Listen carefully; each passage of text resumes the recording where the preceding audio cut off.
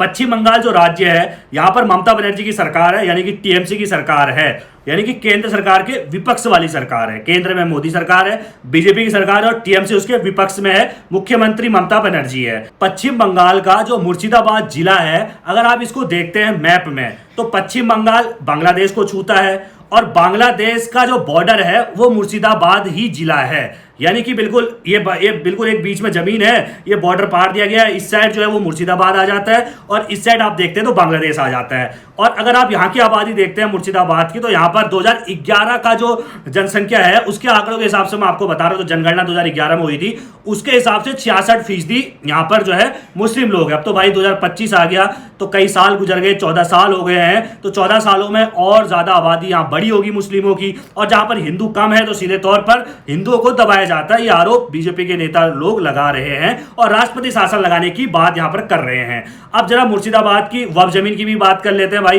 देखो, वक्फ कानून बना तो इसमें कई सारे बदलाव हुए। वक्फ कानून को लेकर हमारे चैनल में कई सारे वीडियो पड़े हैं। अगर वक्फ कानून क्या है आपको नहीं पता, तो हमारे चैनल में जाकर आप वीडियो देख सकते हैं कि वक्फ कानून क्या है, कब से लागू हुआ, क्या बदलाव इसमें सरकार ने किए हैं, सब कुछ हमने जानकारी दी है। वक्फ कानून के तहत मोटा मोटा मैं आपको बता देता हूं कि वक्फ कानून, देखिए, देश में 3 लोगों के पास सबसे अधिक जमीन की अगर हम बात करते हैं, तो सबसे अधिक रेलवे के पास है, दूसरी डिफेंस यानी कि जो हमारी सेना है उसके पास है, और तीसरे नंबर पर आता है वक्फ बोर्ड। वक्फ बोर्ड के पास, यानी कि वक्फ की जमीन, यानी कि जो मुस्लिम समुदाय का लोग हैं, जो मुस्लिम समुदाय के लोग हैं, वो अपनी जमीन दान दे देते हैं अल्लाह के नाम पर। अल्लाह के नाम पर दान दे देते, तो उस जमीन को जो देखता है वो वक्फ बोर्ड देखता है। और उस कानून में बदलाव किया है, यानी कि अब पहले क्या होता था कि वक्फ बोर्ड जिस जमीन पर दावा कर देता था वो वक्फ की जमीन हो जाती थी।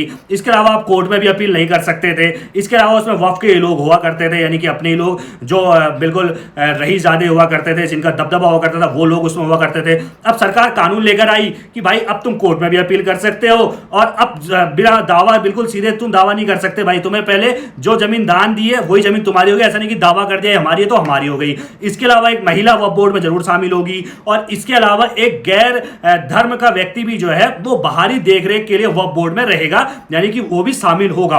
अब सरकार ने जब ये बदलाव किए, तो मुस्लिम समाज इससे जो है, सारा मुस्लिम समाज नहीं, वो समाज जिसने वक्फ पे कब्जा करके रखा हुआ था, वो लोगों को भड़काने लगता है, और उसके बाद ये दंगे भड़कने लगते हैं। अगर बात की जाए मुर्शिदाबाद की, तो मुर्शिदाबाद के अंदर ये कहा जाता है, मैं आपको पहले आंकड़ा बता रहा था कि सबसे अधिक जमीन वक्फ की आप देखेंगे कि 2.2 लाख, यानी कि 2.2 लाख जो संपत्तियां हैं वो यूपी के अंदर है, उत्तर प्रदेश के अंदर वक्फ बोर्ड की है।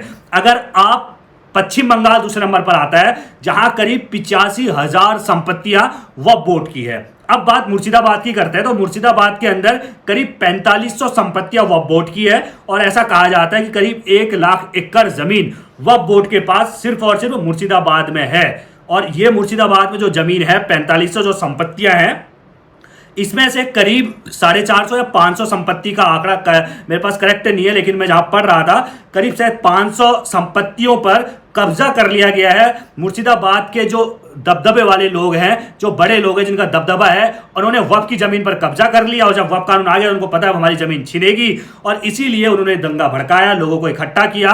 और दूसरी वजह ये बताई जाती है कि भाई जैसे मैंने बताया आपको, मुस्लिम आबादी ज्यादा है, और मुस्लिम आबादी अगर ज्यादा होगी तो सिंपल सी बात है कि भाई दंगे भड़केंगे। और योगी आदित्यनाथ को बयान मुझे हमेशा याद आता है, जो वो कहते हैं, 10 हिंदू परिवारों के बीच में एक मुस्लिम, 10 क्या 100 हिंदू परिवारों के बीच में भी एक मुस्लिम परिवार सुरक्षित है। लेकिन अगर आप वहीं देखते हैं 10 मुस्लिम परिवार भी है, तो वहां पर एक हिंदू परिवार सुरक्षित नहीं है। वो बात हमें यहाँ पे इस दंगों में देखने को मिली। किस तरीके से भाई कानून बनाया केंद्र सरकार ने।